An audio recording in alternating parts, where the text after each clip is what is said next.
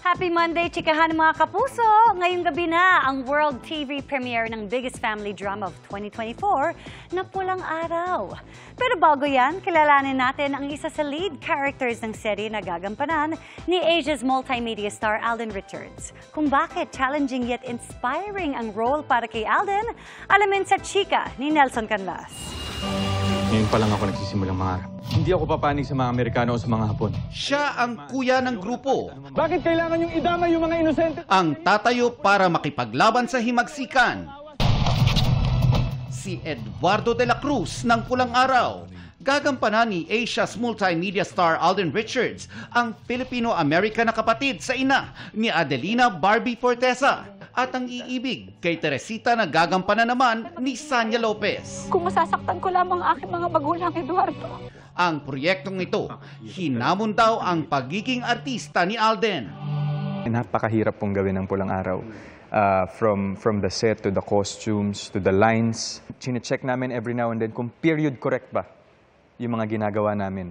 To the slippers, to the buttons of the shirt, ganun kadetalye. Pati nga yung mga hindi nakikita, di ba? Pati yung mga panloob. Pati panloob. Ito, fun fact ng Alden. Bago sumalang si Alden, nilalagyan siya ng freckles. Yun, ultimo yun. Kailangan consistent kasi syempre sa tight shots makikita siya. Makakauwi na. Maninibagong araw ang mga manunood sa Alden sa Pulang Araw. It's very unusual for me to say lines sa malalim na Tagalog na pamamaraan.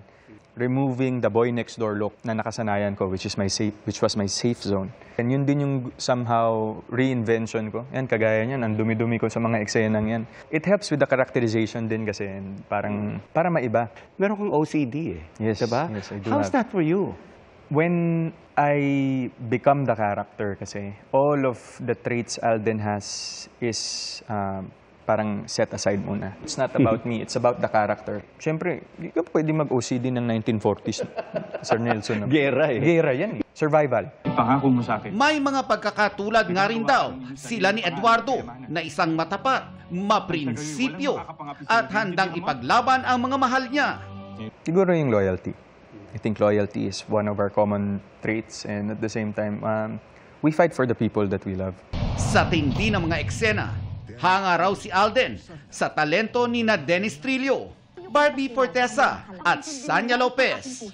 Nagulat din daw siya sa ipinakitang performance ni pambansang ginoo David Licauco. Alam mo, I had an interview with David Licauco. At grabe daw, na-intimidate daw siya nung magka-eksena kayo. Bakit naman? Nagalingan siya sa'yo. Hindi. Si David, ito talaga parang, siguro sa aming lahat, si David yung pinakamalaki yung tinalon in terms of performance, in terms of portraying his character. Yun yung masarap sa pakiramdam na lahat kami nagwo-work, lahat kami nagtatrabaho eh. So with his performance and kapag nakaka-eksena ko siya, dumating ng prepared. Isang malaking karangalan daw para kay Alden ang makasama sa Pulang Araw. Umaasa siya na sa pamamagitan nito ay makitang muli ng mga Pilipino ang pagmamahal sa isa't isa at sa ating bansa. The Philippines has a lot of stories to tell. Not only sa ating mga Pinoy but also to the whole world. And our culture is very colorful. We are such resilient individuals. Nelson Canlas, updated sa Showbiz Happenings.